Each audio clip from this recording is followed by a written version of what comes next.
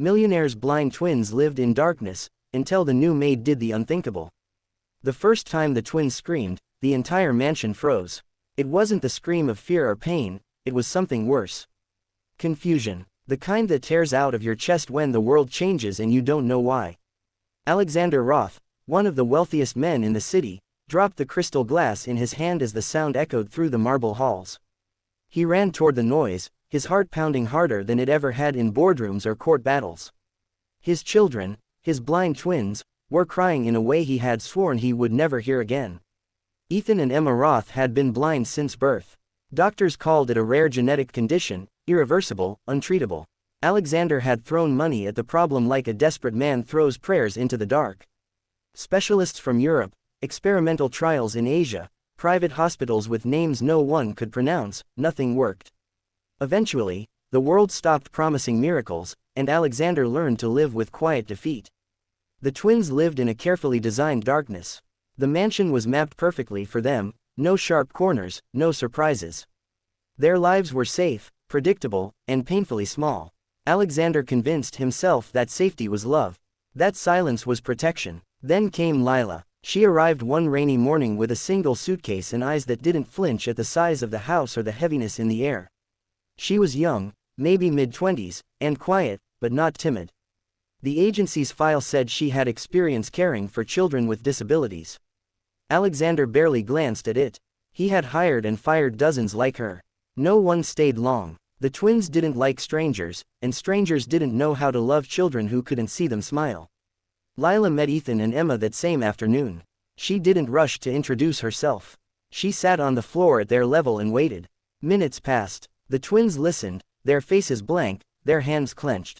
"My name is Lila," she said softly. "I won't touch you unless you ask me to." That was new. Emma tilted her head. "You sound like the rain," she said. Lila smiled. "Then I'll try not to thunder." For the first time in years, Alexander felt something unfamiliar stir in his chest, hope, sharp and dangerous. Days passed, then weeks. Lila didn't just take care of the twins, she entered their world.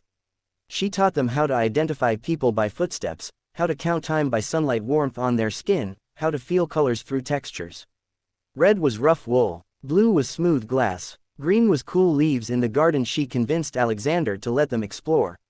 "You're letting them go outside too much," Alexander warned one evening. "They're not fragile," Lila replied gently. "They're just blind." That sentence hit him harder than any insult ever could. One night, Alexander overheard something that stopped him cold. Lila was telling the twins a story, but it wasn't a fairy tale. It was about light, about how it moves, how it bends, how it waits patiently to be found. "Do you think light could find us?" Ethan asked. Lila hesitated. "I think it already has. You just haven't met it yet." Alexander confronted her the next day. "What are you doing?" he demanded. "Doctors said it's impossible. Don't fill their heads with false hope." Lila didn't argue. She only said, "May I show you something first?" She led him to a small room she had secretly converted into a sensory space. Mirrors angled toward the windows. Prisms, heat lamps, sounds, scents, everything arranged with precision. "I studied neurosensory therapy before I became a maid," she said quietly. "I left when my funding was cut. But your children, they respond differently.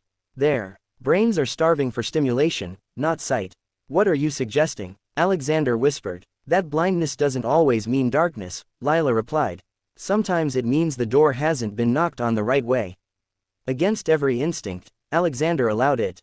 The therapy was slow, painfully slow. Some days the twins cried. Some days they failed. But Lila never gave up.